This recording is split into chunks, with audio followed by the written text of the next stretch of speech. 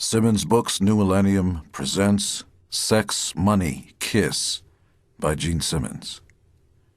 And I'm Gene Simmons. Who am I?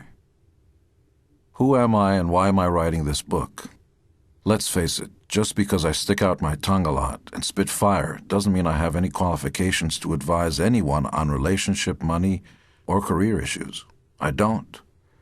I've never been married, yet I've been living with a gorgeous woman I'm crazy about for 20 years, with never a crossword between us, in a relationship based on honesty and full disclosure. I never went to business school. I have a pedestrian understanding of commodities and futures at best. Yet, expert financial people work for me. I never had a grand master plan for my career. I graduated from a college with a BA in education, fully prepared to work as a teacher, and yet for 3 decades I've been in Kiss, a band that has broken every possible record, from album sales to merchandising and licensing to touring. What I do have and have always had, thanks in full to my mother, is an abiding faith in me. Call it a life philosophy, a philosophy about relationships, money, mine, and happiness, mine again. It works for me, it can work for you. I'd like to start this book with a personal salute to the modern woman. Ever since our shared primordial past, men and women have been living very defined roles. The man hunted, killed, and brought home the bacon. The woman stayed at home and was totally dependent on the man. In return for a cave, home, and food, she would earn her keep by repaying her partner with sex. He never looked at her to be his hunting partner. She couldn't run as fast as he could. She also didn't have the hand-eye coordination to accurately throw a spear.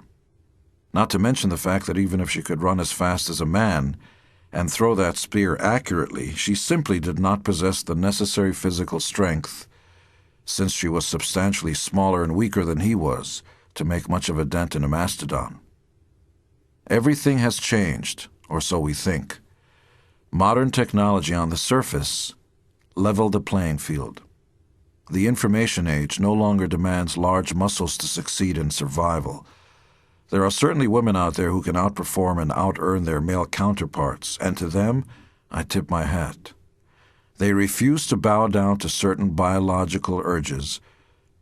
They have menstrual cycles every month. Their hips are wider, hence the term she's a broad, as in broad hips, and their breasts are much larger. And this doesn't take into account certain psychological concerns like the biological clock, which is to say, they worry daily that they will be fertile only so long. They must find a mate. The modern woman has, she thinks, overcome the biological burdens of being a woman and can go toe-to-toe with man, unencumbered by the worries and concerns of her female ancestors. I contend that sooner or later even the modern woman will give in to her biological urges and want to have her own mate. She will demand that he cease all activities with any other female while he has a breath left in his body, till death do us part. And if they separate, get divorced, most of the women out there will expect him to pay her, often half, of his gross pre-tax dollars. It's the law of the land in many states. Finally, she will complain until he drops dead that he refuses to lift the toilet seat when he pees. Again, I salute her. She's a testament that women can go out there and earn their own money, or in the patois of our prehistoric past, kill their own meat. Please note, I'm going to be painting with wide strokes in this book. When I say men, it includes most men. Actually, privately, I will tell you it includes almost all men without exception. And when I say women, I mean to say most of these women in the United States. You know, the masses who watch soap operas, Dr. Phil and Oprah. I watch Dr. Phil as well, by the way. And certainly on the entire planet. Women does not necessarily include the modern women, but I contend if you wait long enough, it will. Women make 1 or 2 eggs at a time and can only conceive through their middle ages. Men, on the other hand, don't have menstrual cycles. Men don't have a biological clock. We never even think about it. Men ejaculate billions of sperm at a time. None of the sperm is lined up in a straight line pointed only at the woman who's in bed with him at the time. And the healthy, straight, sexual male will be able to ejaculate billions more within a few minutes to an hour. He will continue to be able to make billions of sperm until he drops dead. And women keep wondering why men can't be monogamous. Please don't send me hate mail. Take that point up with the grand designer, Mother Nature. Here's a thought. If man was predisposed to being monogamous, biologically, his sexual activity would have been limited to the cave he lived in, without spreading his seed in every other cave he rested in as he hunted the migrating herds. Now don't lose me here. So in the days before civilization, before language and culture, we lived in clans, a few people huddled in a cave. Isn't it true that if man was predisposed to being monogamous, that within a generation or two humankind would have been cross-eyed and retarded? Isn't inbreeding unhealthy? Aren't purebred Dalmatians dumb as a rock? Aren't mutts smart? If nature has given man billions of sperm every time he gets excited, doesn't that mean he's designed to have sex with as many females as possible before he drops dead? I'm not saying he should or should not, only pointing out, isn't that what nature intended? It's no wonder women have been torturing men since the days we crawled out of our caves. Just kidding. And maybe you can take a hint from that last comment. Whatever I say about anything is meant only as food for thought. You, men and women alike, decide everything for yourselves. You men, do you want to have sex with as many women as possible, preferably at the same time? And you, women, do you want a man who will stay committed to you emotionally, sexually, and in all other ways to become your sole partner to the exclusion of all other women? Can you guess the answer? Women are from Mars. Men have penis. Keep listening. This book is written in simple terms. You should find it easy to digest, clear in its intent, and brutally honest. It's going to distill and demystify some of the institutions that Western society is built on. It is not a self-help book, a relationship book, or a book of philosophy, theology, or morality. It's not even a business book per se. My philosophy isn't taught in business schools. This book doesn't use business language, which is designed for business school graduates. This is plain speak, to understand plain notions. Its intent is to make sure on the day that you die, and certainly while you're living, you can have a lot more money in your pocket and maybe even be happier. For that to happen, you're going to have to redraw some lines in the sand which have been drawn for you by other people, society, religion, and convention, many of which are ancient and therefore archaic, in my opinion. And what gives me the right to redraw these lines, some of which are fundamental to the American way of life? Who am I to espouse any of these notions? I'm living proof that the American dream is not only alive, but alive and well, thank you. I've amassed cash, more of it than I ever thought possible. I graduated from college and taught 6th grade for a very short time. I worked as the assistant to the director of a government research and demonstration project.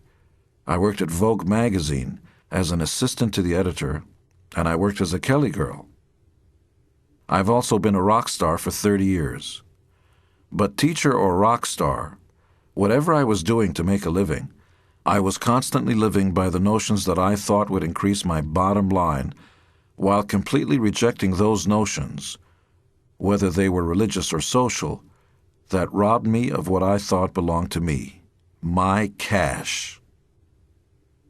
What will you say right before they put you 6 feet under? Will you say, I wish I would have, I wish I could have, I wish I should have? Or will you say, I did it all, thank you, and good night?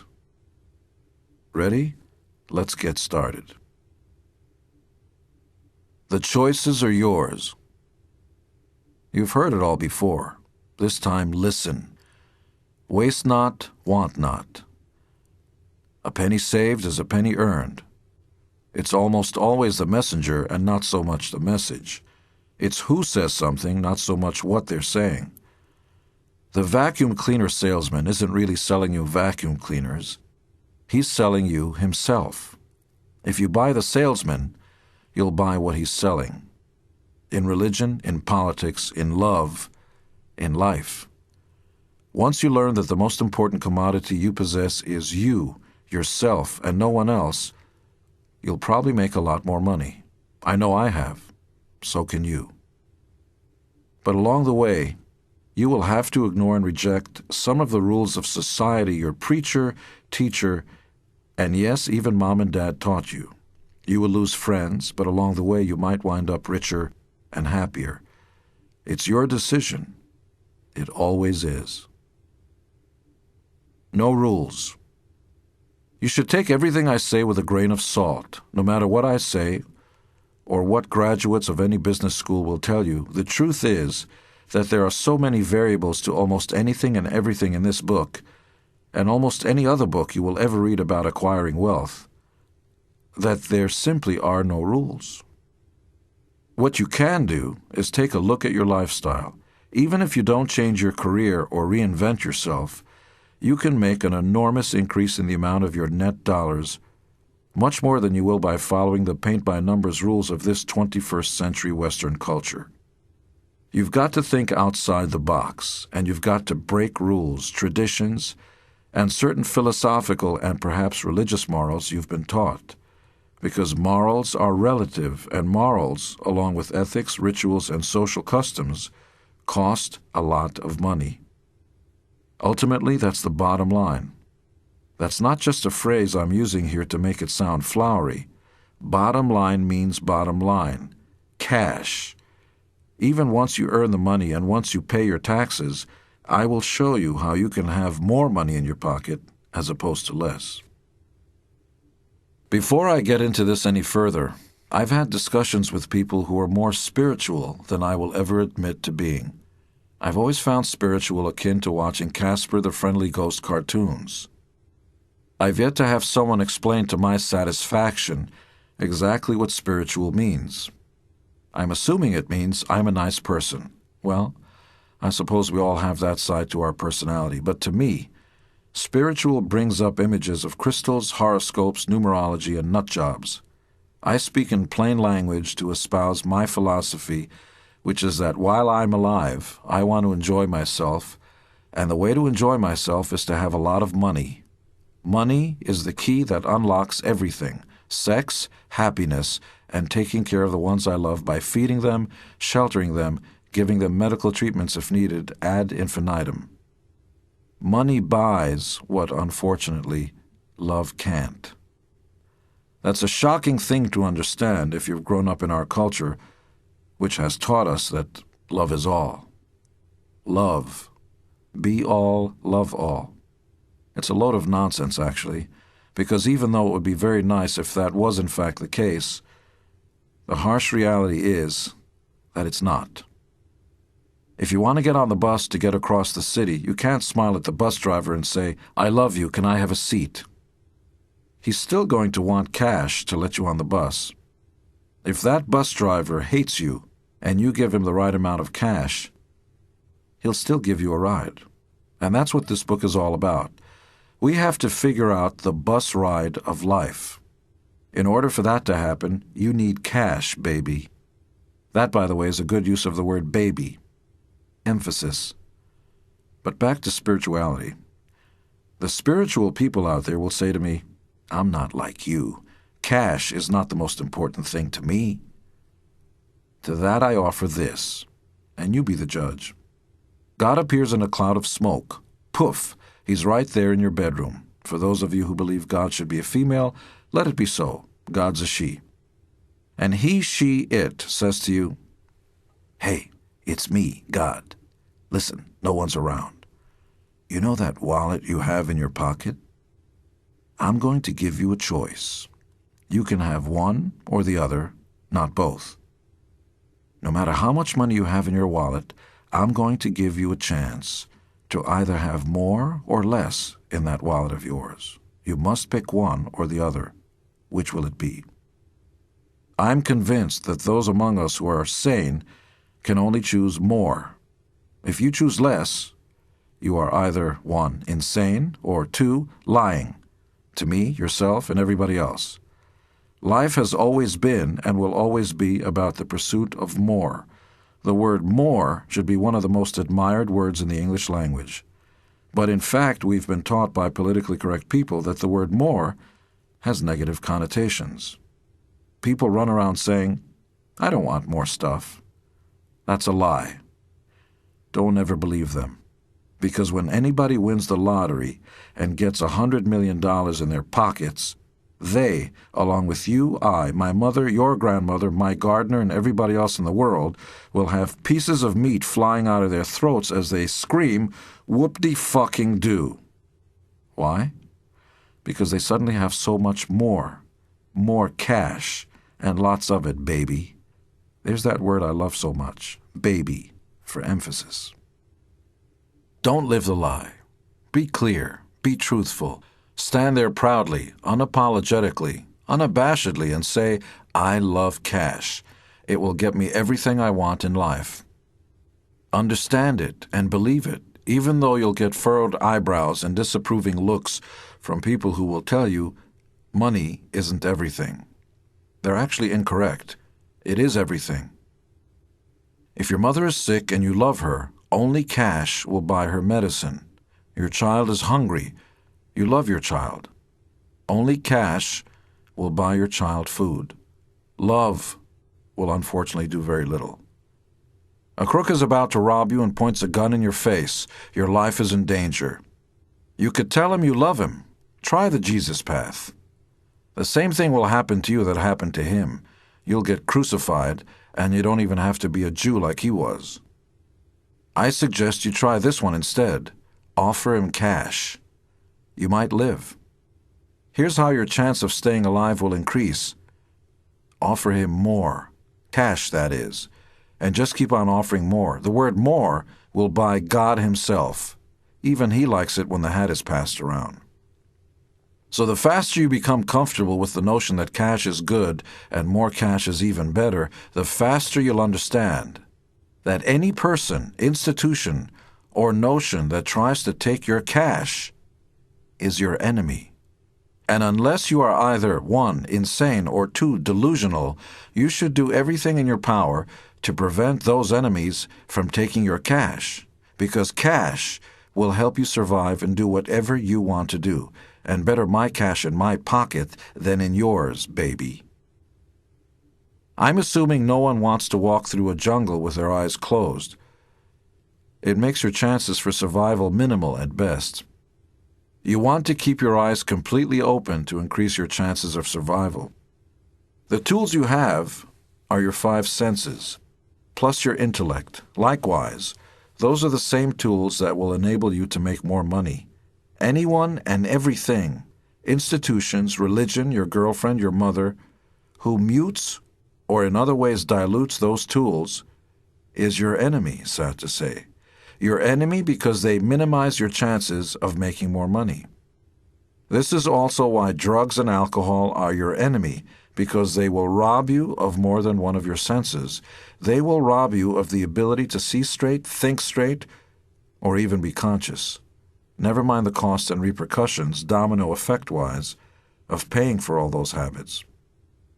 Winners, despite what we've all been told, don't have square jaws and are not the biggest guys around.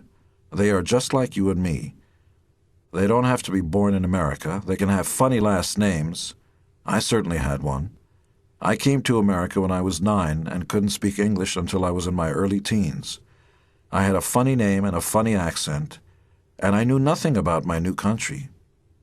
All I knew was that although I might be the object of derision, no one was trying to kill me. And therein lies the great blessing of America, which is that you can try anything you want as many times as you like, and no one will stop you. You will not be arrested by the government and otherwise incarcerated for saying or doing almost anything. That includes making porno films. Yes, you can even do that and make a fortune. Your work is your friend. It makes you money. Your boss is your friend. He might give you more money. You are your own best friend. If you don't want to go out there and work for the money, who will? I like the idea of the American tax system. I may grumble along with everyone else about the amount I have to give to the government, but by and large, I find it a fair trade. In return for my tax dollars, I get nuclear armed forces, a highway system, police, and fire protection. An infrastructure that's available no place else on earth. And again, they, the government, don't butt into my business. If I want to do almost anything, by and large, they stay out of it. They do encourage me to go out and make more money so they can get more tax dollars from me. That's a good, healthy relationship. You can completely disregard everything I say because there are lots of other books that will take you through the tried and true, they say, methods of acquiring wealth. Or you can watch late-night television and see real estate experts who will tell you how, for no money down, you can acquire real estate and eventually make your fortune, if only you send away for their tapes. I applaud men like them, or almost anyone else who figures out a way to, hold your breath, get your cash in their pocket. And don't forget more, baby. I'm not judging whether what they have to say is either good, bad, true, or untrue. It simply means that they've figured out a way, again, if you haven't been paying attention, to get your cash in their pocket, and that's what life is about. God has given me two pockets, one on the right side and one on the left side. And there is only one way to look at cash. It's either coming in or going out. Just like mail on your desk, there's an inbox and an outbox. That's the cornerstone of all commerce, imports and exports. What you want is to have fewer imports and more exports. You want them to buy more of your stuff than you do of their stuff. I apologize for diverting for a second into the international economics of commerce, but the same ideas apply to you and I. The same rules will always apply and always have. I'd better be making more than I spend, or I'll be asking you if you want fries with that. If you understand these notions, then maybe I'm the guy who'll give you a good solid kick in the butt. Because boy, do you need it. You've been fooled by convention, by ritual, and by the social quagmire we all swim in.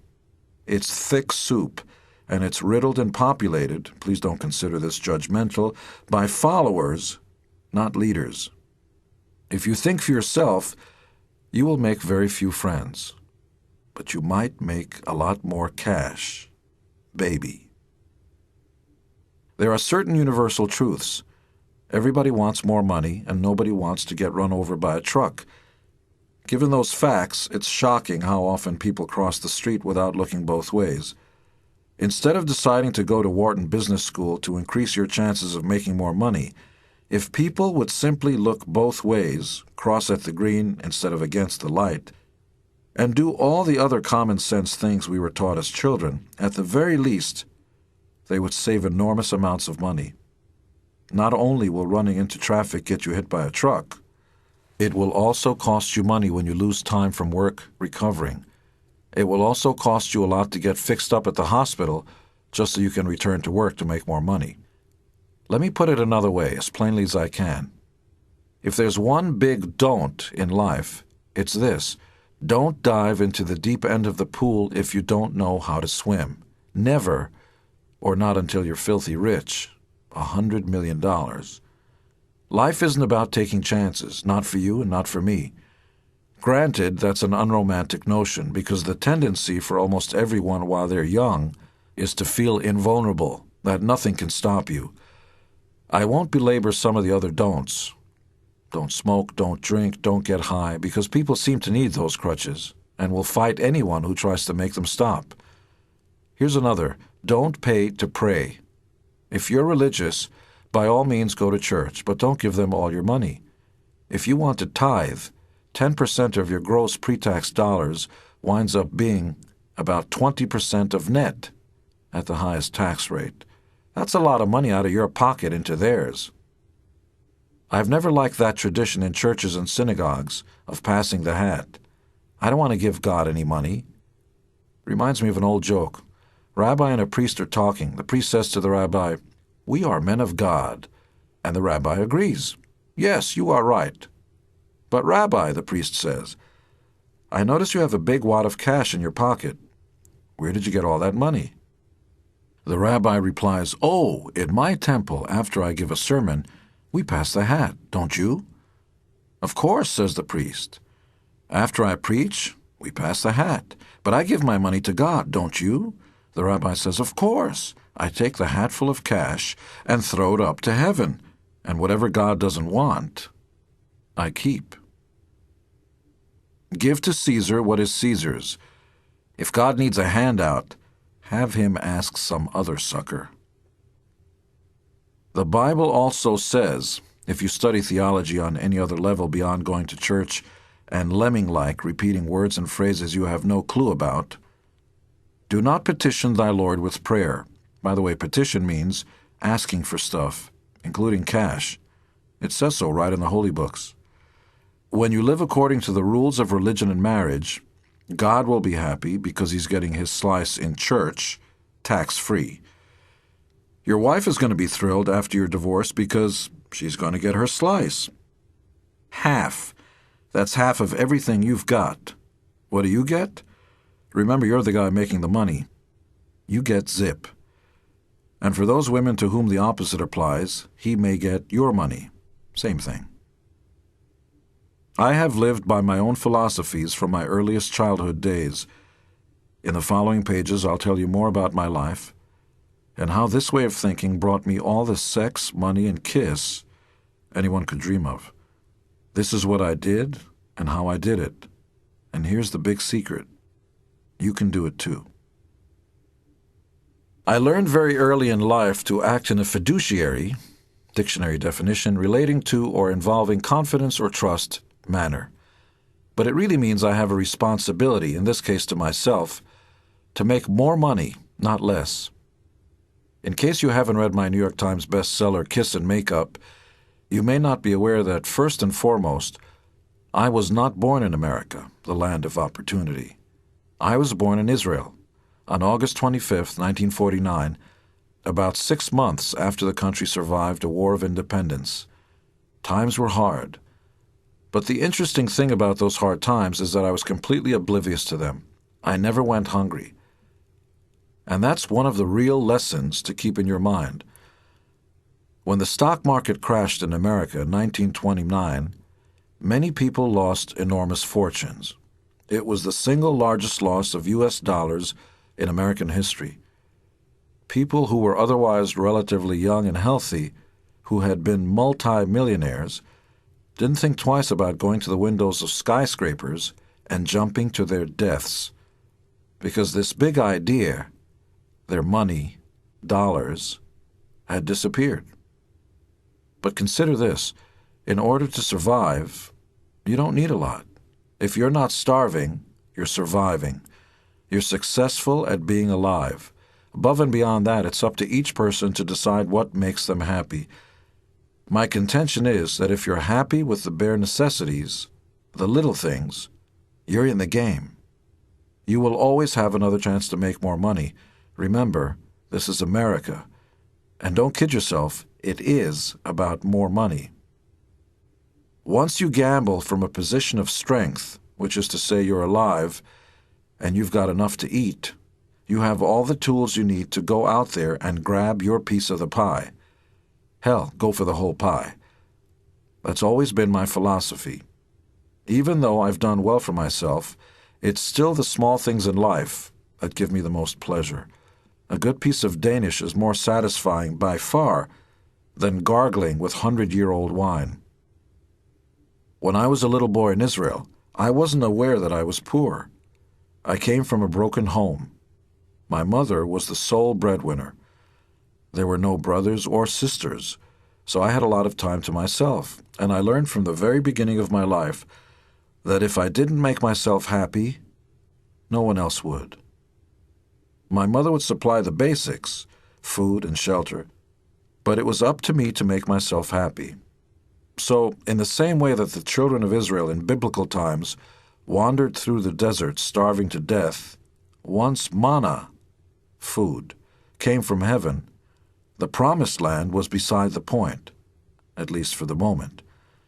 As long as you have manna and a place to sleep, whether you get to the promised land or not doesn't matter.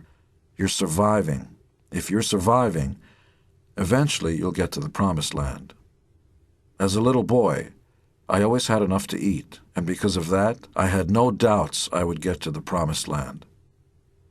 My mother was a Jewess from Hungary who had survived the German Nazi concentration camps of World War II. Her perspective, coming from the camps and landing in Israel, was that she had arrived in the land of plenty. At least no one was trying to kill her. It's all perspective. As a young boy of 6, I wanted to show my mother that I loved her. I wanted to give her money. And to get money, I had to earn it. So I went up into the hills of Mount Carmel, where I lived in Israel, and picked cactus fruit that grew wild in the hills. Cactus fruit has prickles all over it on the outside and is very sweet on the inside. Perhaps an apt analogy for who and what I am. Israelis are called sabres. Sabra is the Hebrew word for cactus fruit. I picked the cactus fruit and asked someone how to get rid of the thorns on the outside. I learned that you floated the cactus fruit in a tub of cold water with ice in it. I hauled a big metallic tub of ice water filled with cactus fruit down to the bus station. I was waiting there when the bus arrived, filled with tired workers coming home from a long day on the job. The bus station was on a dirt road. Paved roads were mostly unknown in the Israel of the early 50s. I made a killing selling cactus fruit to the workers. Every cactus fruit sold for a pruta, half a penny, and I made enough money to buy myself a nice lunch, beans and rice, which I always loved. I brought the rest of the money I'd earned that day back home and put it on the table for my mother. And I will never forget it made her cry. It was then I understood the connection between making money and giving it to someone as a way of showing your love. No matter how much I told my mother I loved her, it was the work put in and the money earned that elicited that response. When we first arrived in America, I realized that there were no vistas that couldn't be reached, a double negative, which means you can have anything you want. And the fewer partners you have in your life, the more you'll be able to keep for yourself. Certain things in life are a given, death and taxes among them, and since everything costs something, the idea by and large is to avoid anything you don't find necessary in your life so you can have more for yourself. Money, that is. The first job I had in America was working after school as a butcher's assistant in Brooklyn, New York. I must have been 9.5 years old. I scrubbed the fat off of the chopping block so that bacteria wouldn't collect there. It was very important that the chopping block stay sanitized so all the meat the butcher cut throughout the day wouldn't be tainted. I frequently had to go down into the basement to bring up fresh meat, and every time I descended the stairs, I heard the pitter-patter of little feet running back into the shadows. No matter how disgusting that job was, and no matter how much I disliked going to that butcher shop every day, I was positively thrilled at the prospect of receiving a lot of money by my standards at the end of each week. As in Israel, when I got the money, which in those days amounted to $15 a week, I put a little bit aside to buy my comic books and bubble gum. The rest I would give to my mother. She would say things like, "That's my big man." Inferences in language reflect Western culture's ideal of the man who goes out and brings home the money, the provider, even though in point of fact my mother was the only one who brought home the money. She was my role model. Seeing the world through her eyes, I never believed in luck. The harder I worked, the luckier I got. My mother had a true blue-collar working man's ethic. After her divorce, she never looked to anyone else to put food on the table. She rolled up her sleeves and went to work herself. She was a great beauty in her youth, and it would have been easy for her to remarry. but she devoted herself to my upbringing. Whenever I've spoken with my mother about why it is she and my father got divorced, she's always been very clear. He didn't know how to be successful. He didn't know how to earn a living. He was not a good provider. Inference? He didn't bring home the money. He didn't. The same inference, by the way, doesn't apply to women. That is to say, whether or not she's a good provider. It didn't apply then, and it doesn't today. Cheap. I remember when I was about 12 years old, I had a friend in school who used to call me cheap. 2 or 3 of us would be on our way to the schoolyard to play, and this friend would tell the other guys in our group that I was willing to chase a penny if he threw it on the ground. I was a penny pincher, or a penny chaser, he would say. To demonstrate, he would take a penny out of his pocket and throw it. I would obligingly go and pick it up and put it in my pocket. Every once in a while a nickel would follow, and I'd scoop that up and put it in my pocket too. I didn't think about these incidents for many years, until as time went on I heard the cliché, which I never considered a racial slur but a point of pride, that Jews were penny pinchers. I thought it was a bizarre idea that there were actually people who didn't appreciate the value of a penny. It's okay for Benjamin Franklin, one of the founding fathers of our country, to be a penny pincher. Remember, a penny saved is a penny earned? But it's not okay for a Jew or anyone else to be concerned about pennies? Do not think the way they do. They are wrong. Pennies are everything. The more pennies you have, the more dollars you have. If you lose $1, you lose a lot of pennies. But if you save lots of pennies, you'll certainly accumulate dollars. When buying or doing anything that costs more rather than less, you should be concerned. If you want to buy something you don't need, you should be concerned. If someone else wants your money, whether you're getting married or going out on a date with a girl who expects you to pay because that's the society we live in, you should be concerned. Don't take her to a movie. Don't take her out to dinner. Offer to come over to her apartment, or she can come over to yours. You'll have a much better chance of getting to the honeypot in a more private setting than spending lots of money just to find out you're not getting any at the end of the night. She may even prefer it that way. It's not always about lavishing money on a girl, and if it is, you better find out sooner than later. Remember, there are always other girls. But there isn't always another dollar. Harsh notions, you say? Get ready, here's more. The word cheap is a wonderful word. Learn to love it. Be cheap, just like me. And try this on for size. Less is more. That's right. If you want more, try having less. The less you spend, the more you have. That makes sense. We all know that. The less you smoke, the more you live. Well, that makes sense too, but we don't need to read it on the side of a cigarette pack. Or do we? We keep smoking anyway. It will cost you a fortune, and that doesn't take into account the cost of your future medical bills. Remember cancer? The less you complain, the happier you are, perhaps. And tread lightly on this one. The less you marry, whether it's once or multiple times, the richer you are and will be. And of course, the less you eat, the thinner you are. Why is it that when you tell a man there are 300 billion stars in the universe, he'll believe you? But when you tell him a bench has wet paint, he has to actually touch it to be sure. Why are the small things, the naked truths that stare us all in the face, the ones that are so hard to believe? What luck for rulers that men do not think. Adolf Hitler. The Fab Four.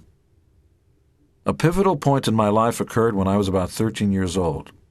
The Ed Sullivan Show, a variety show popular in the 1960s, featured the Beatles performing in America for the first time.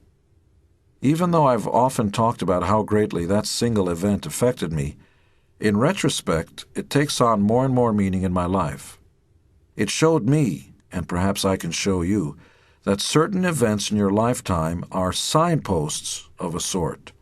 We should all take heed, because they can, in a very real way, point us in the right direction. That last sentence was a bit on the poetic side, but it actually means something. After I saw the Beatles, I became inspired to do the same thing. Not just for the purest notion of making the music itself, because that's not what it's really all about anyway. And any rock star who tells you he wanted to be in a band just to write and play his own music is lying. I was always honest with myself. I realized that the reason it would be fun to have my own band like the Beatles was that maybe I could get the girls to scream for me too. I didn't understand the money part of it back then, but it was clear, even at age 13, that being a Beatle was a pretty good job. I wished I could be one of them. You can beg, borrow, and hopefully not steal amplifiers and guitars. My mother, bless her, never took my rock and roll band or my comic books too seriously. But she figured they were the lesser of two evils. Either she indulged me in these hobbies or, she supposed, the alternative was my loitering on street corners and picking up all the other bad habits my friends were engaging in, hanging out, getting in trouble, booze, eventually drugs. My hobbies were certainly healthier outlets. Like most people, we were not rich. Every penny and every dollar counted. My mother couldn't afford to buy me an expensive bass guitar, but she did scrounge up $35 to buy me a second-hand Kent, which was a very cheap Japanese-made bass guitar made to look like Paul McCartney's Hofner. I didn't know the difference and didn't care. My mother didn't have enough money to buy me a bass amplifier either. So my friends and I found an old television set that someone had dumped. We brought the set up to my mother's apartment, tore out the insides, left the cabinet intact, went out and bought a big 15-inch bass speaker, and in essence, constructed our own amplifier. It was big by the day's standards. Size counted, even then. In short order, I joined my then best friends Seth Dogramagian and Danny Haber, and we formed the Lynx. But at the school auditorium, where they introduced us on our maiden voyage, we were heralded as the Missing Lynx, and the new name stuck. We played small parties and not only got more girls, but were also paid money. The original sums we earned weren't much. I think we walked away with $25 to $50 per man after one of these shows. But you'd have to work a whole week in a butcher shop or delivering newspapers to get $50. It was an enormous amount of money to earn in one night. You could either work after school for a full week at a job you hated, or be in a rock band, get girls, and earn the same amount of money. I did both. I delivered newspapers, in fact I had 2 newspaper routes, and played in a rock and roll band. I also went to school and published my own science fiction journal. I was also in the school chorus and in the school's drama club and worked on the school newspaper. My life was full then, it's full now. I didn't know it back then, but the things I was doing then really apply to what I do now, and more importantly, should apply to you as you listen to this. There's no reason on earth why you can't go out in the evening, work at your job, and also work at your hobby, hopefully more than one hobby. The lesson I learned then was that one can make things happen even if one has no money. It was around this time I joined Junior Achievement, a group for kids aged 13 to 15. I learned more about corporate America and the capitalist system than I ever had in school. We met at the YMCA. We broke off into 3 or 4 different groups, and each group created its own business. We started with a business plan. Once we had agreed on the product, each of us had to go out and raise capital, money, by knocking on doors and selling shares in a new venture. One company made cookies, another made napkins with insignias, and so on. The actual process of doing it hands-on made me understand viscerally the nature of business.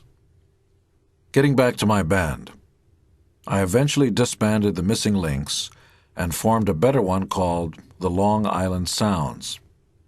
As the band got better, the girls got better looking, and the pay improved. They seem to go hand in hand. As your product improves, so does the demand, and the more money you make. The more demand, the more you can increase your supply.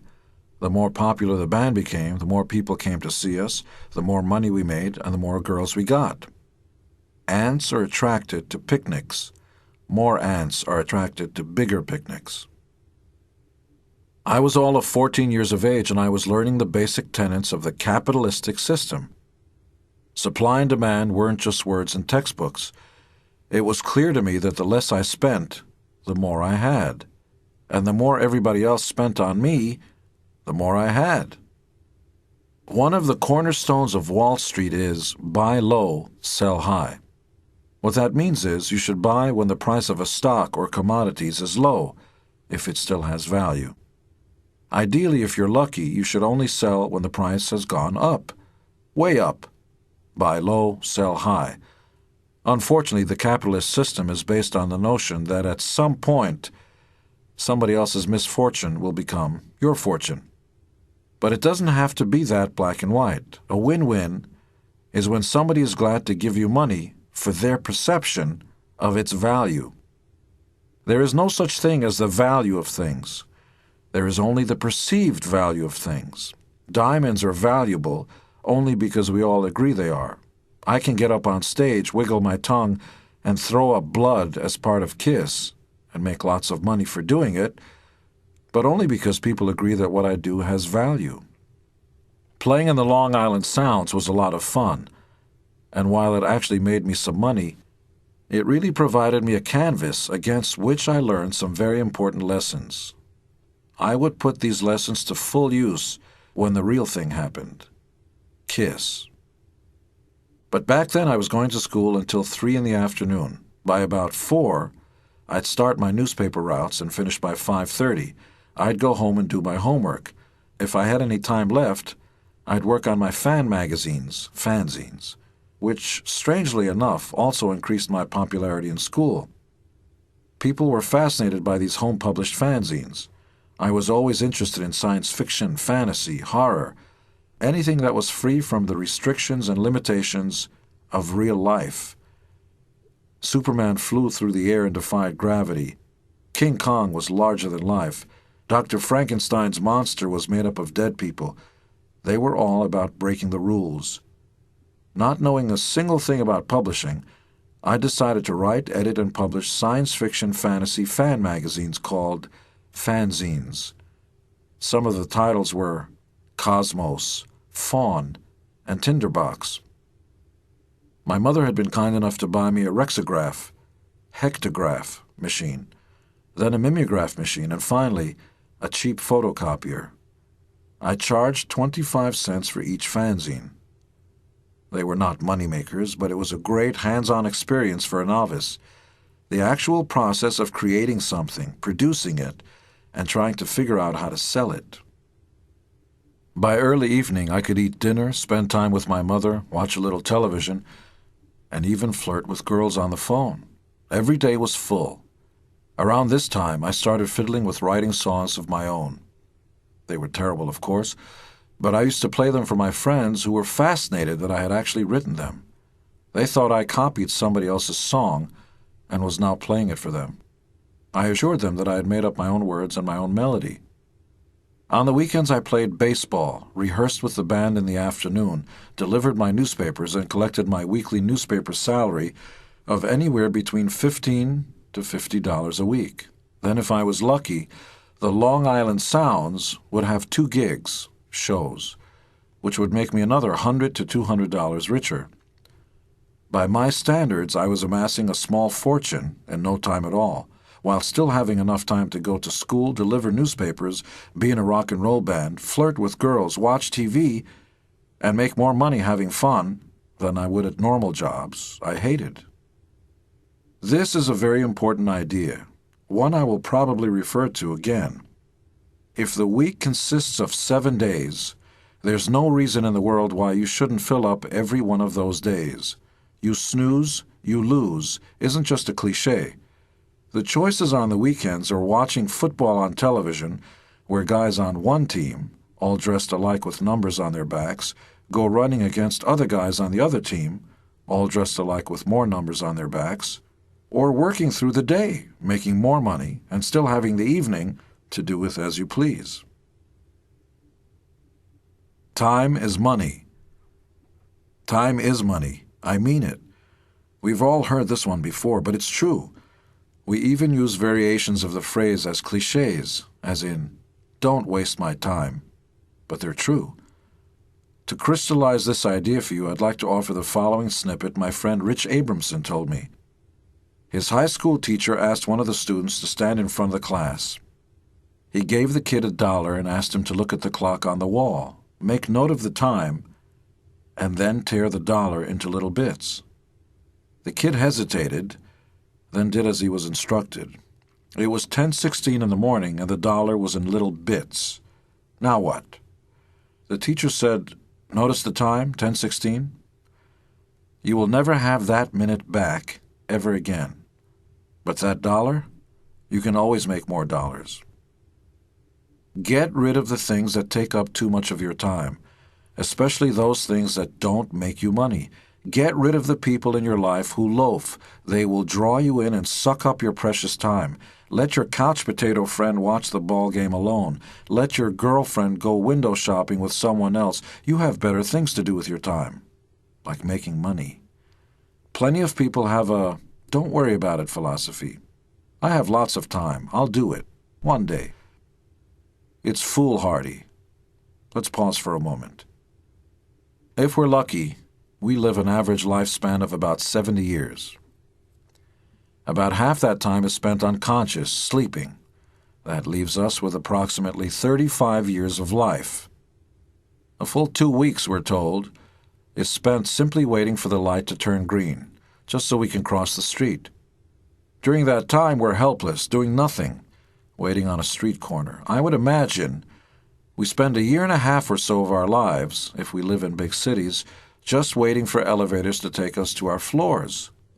Let's not go into the months of sitting on the toilet and, God forbid, adding up the years we spend in our cars, going to and from work, vacation, you name it. Subtract years off your remaining 35 years. So how much time do we actually have in life? Real life, with choices. Again, it's up to you to decide for yourself what you want to do with the remaining time you have left. You have to deduct as many as 20 years, because we're babies, then teenagers, then young adults, where the rules are decided for us. Mom and Dad tell you where to go and what to do. In school, they tell you what homework to do and what time to show up. You have very few choices the first 20 years of your life.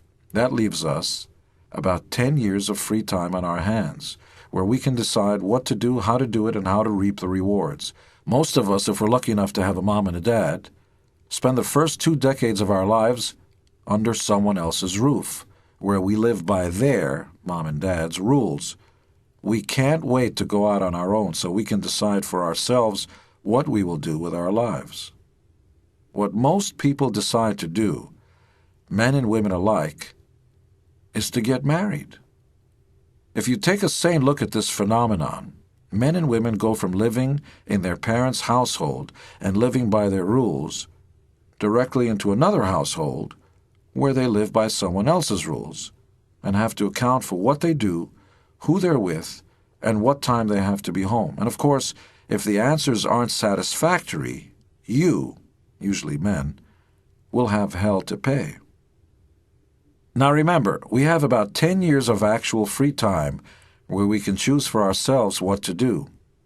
I respectfully submit that the scenario of living under this other roof is more appealing to women than men. But most importantly, by and large, it is enormously more economically beneficial to women than men. More on this to come a little later. Much more. Because who you live with and marry is one of the most critical decisions you will ever make. I haven't addressed at all what you want to do with yourselves or what careers you've chosen.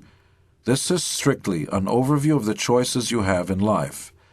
And I hope you'll see that the decisions we make start very early in life. What are you doing with your time? Time is money. If you have a place to live and food to eat, you are in the game. Where are you going from here? Do you understand the basic rules of business, supply and demand, creating and selling a product. What are your hobbies and passions? What do you love to do? The harder you work, the luckier you will get.